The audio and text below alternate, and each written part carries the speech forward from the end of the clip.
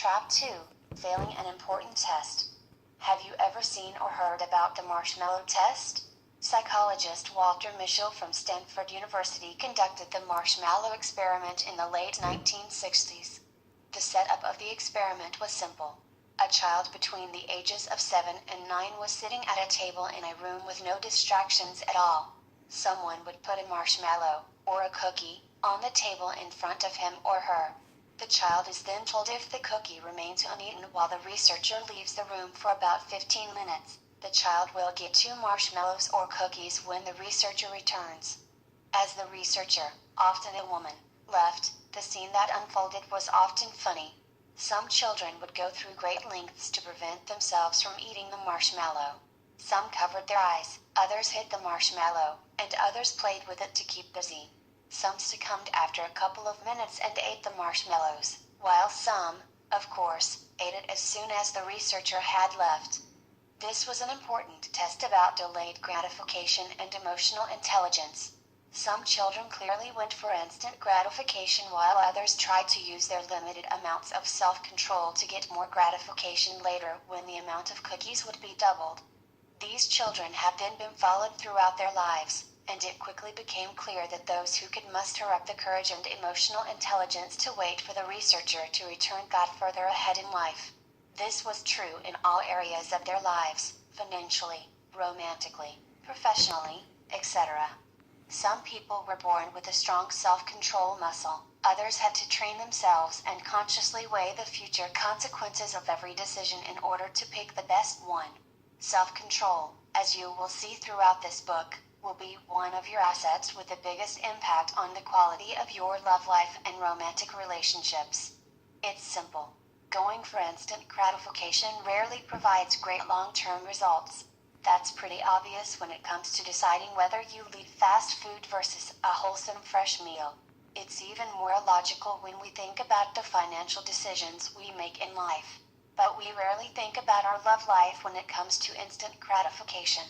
Most people believe their love life is the one area of life where they need to just be themselves, where they can indulge themselves. This advice is passed on at a young age. Just be yourself is a phrase many mothers and fathers say to their children when they are facing the challenges of love and first relationships. Contrary to popular belief, this is not the best advice we can get in relationships. Hardly any part of our lives can give us more emotions, both good and bad, than our love lives. Our ability to not immediately act upon those emotions will be crucial if we want to have a healthy relationship. When we act upon feelings of anger, jealousy, or neediness, we become weaker in the relationship. When you go for instant gratification in a relationship and just follow your heart and emotions, it will feel like you have control in the short term. In the long term, however, you will be destroying the very relationship you try to protect. Think of the woman who feels jealous when she sees another woman flirt with her boyfriend and acts upon that feeling by getting mad. Had she waited a couple of minutes longer, her boyfriend would have politely turned down the other woman. Not using self-control in a romantic relationship will create a whole range of issues and problems. Firstly, you might create negative moments, fights, jealous outbursts, and more where it was not needed. Secondly, you are essentially giving away your power to the other person. When you always act upon your emotions, you are showing other people how to manipulate you. The tactic is simple. They evoke an emotion and you will act upon it. If they want you to become more interested in them, they make you jealous. If they want to string you along and calm you down, they simply have to show some love and give some attention or promise you that he will change. Handing away this type of control over you can be very dangerous when you meet a manipulative man. Here's how this will work. When a man finds out how to change your emotions, he has gained control over you. Emotions are a woman's Achilles heel, so to speak. It's how manipulative men control the actions of their partner. Here are some examples. Lying to you. Switching from hot to cold to play with your heart. Playing hard to get. Giving you a false sense of security. Trying to dictate your time and actions. Promising that he will change when he darn well knows he has no intention to. Most bad men will push you into a reactive state. So they'll do something, say something, or avoid doing something to get a specific reaction from you. Think about this. Every time a man made you do something you later regretted, more often than not it's because you reacted to a manipulative strategy he just deployed. You followed your emotions instead of using your head. Enter emotional intelligence. Emotional intelligence, simply put, is the power to look beyond your emotions and see the long-term consequences of the action you want to take and decide if that's where you really want to be heading. Being emotionally intelligent means not following your feelings or instincts and taking the time to get some altitude, have an honest look at what's happening, and then deciding what action you want to take. It's never about simply reacting or immediately trusting and following your gut or your heart. You might already be very good at this. If this is nevertheless still challenging to you and your emotions rule your actions more than you would like, then it's time to practice your self-control muscles. At first, you will not be able to control your emotions. They are instinct-like reactions programmed to pop up. That's fine, because we can still decide how we react to them.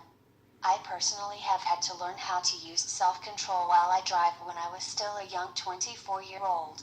Being a pretty laid-back guy outside of my car, I became a monster, a true narcissist, when I was driving.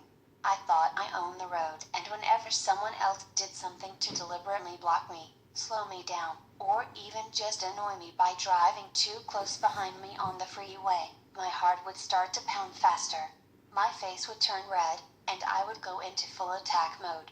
It must have been a silly sight. It took me a while before it dawned on me what a fool I was making of myself. And not just that, but I was giving those other people too much power over my emotions. I gave them permission to raise my heart rate, to drive like a fool, and get angry. I gave them control over me, and that's the last thing these people deserved. The same scenario happens in relationships. During the many years I've been coaching women, I've had super intelligent women as clients, successful women who would still hand away their power to men who were just playing games with them. Men who didn't deserve to get that power. These men pulled their strings by being disrespectful and using manipulative techniques to string those women along. This happens rather quickly. First, you'll feel an emotion, a gut-level reaction, an instinctive urge. This is the part we cannot really control. This is where the child smells and sees the marshmallow and thinks, gosh, that little thingy will taste so good when I eat it. This is where a guy does anything or fails to do something that, as a result, gives you a negative or a positive emotion. And that's where we'll need to make a split-second decision and decide to simulate what action from our part will have the best long-term consequences. Take a couple of seconds to step back and analyze what's really best for you, regardless of what your urge, your emotions, or your instincts are telling you. You can and will dramatically change your future and the quality of your finances, relationships, career, and more. Both negative and positive emotions need your attention. Some needy women fall into the positive emotion trap. They meet a guy they like, he asks them out, and when they get engulfed by positive emotions of love, happiness, and bliss they move ahead full force, turn around the roles, and start chasing the guy with all they have, only to come across as super needy.